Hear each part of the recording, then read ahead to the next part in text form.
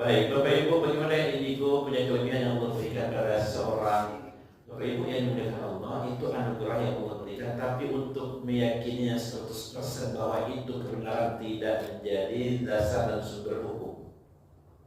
Pokoknya itu pasti tidak bisa, Bu. Tidak bisa, makanya kalau dibawa ke pengadilan pun, ya itu tuh sulit juga itu untuk memastikan dengan bukti-bukti, karena itu kan di general kan, Bu ya. Tapi ada yang Allah berikan anugerah pada seseorang, firasat-firasat yang tepat itu memang kelebihan yang Allah beri. Tapi untuk dipercayai itu nggak boleh dipercayai, karena sumber kita di dalam meyakini sesuatu dalam kepercayaan kembali pada Al-Quran, kembali kepada Sunnah, pandangan para ulama gitu kan, ijtihadnya para ulama kaum muslimin. Kenapa saya menginginkan indigo itu tidak bisa, Pak? Sumber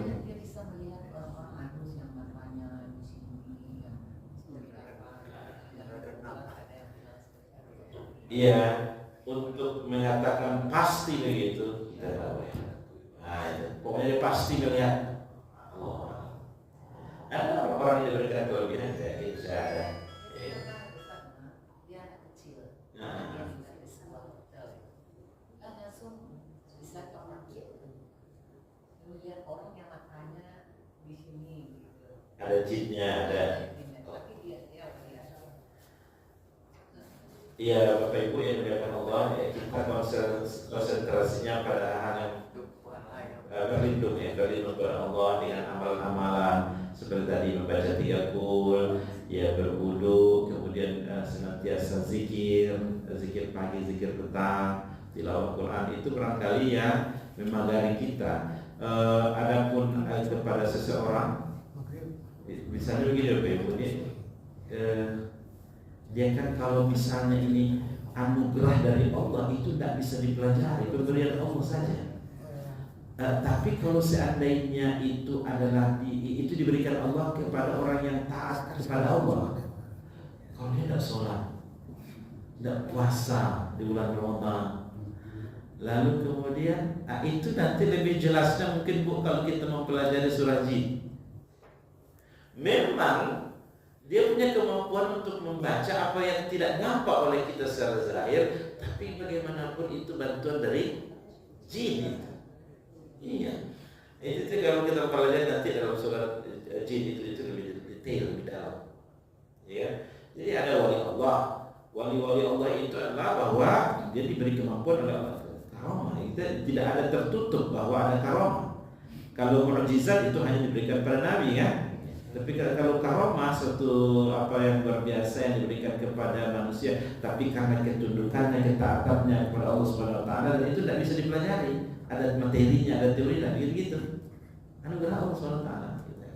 Tapi bagaimana kalau seorang itu tidak ada, dia beriman kepada Allah saja, enggak, atau mungkin ibadahnya jauh, lalu kemudian dia disampaikan melihat ada kemampuannya untuk melihat yang zahir di balik. Di balik yang nampak oleh kita ya. Nah, ini bisa saja Bapak Ibu sekalian ada apa namanya yang membersamainya dari bangsa jin dan yang lain-lain. Nah itu tuh ya, dua aja kan, kalau oleh Allah oleh syaitan. Nah itu Pak, sebutkan di dalam surah jin nanti akan menjelaskan itu. Nah kalau oleh Allah syaitan.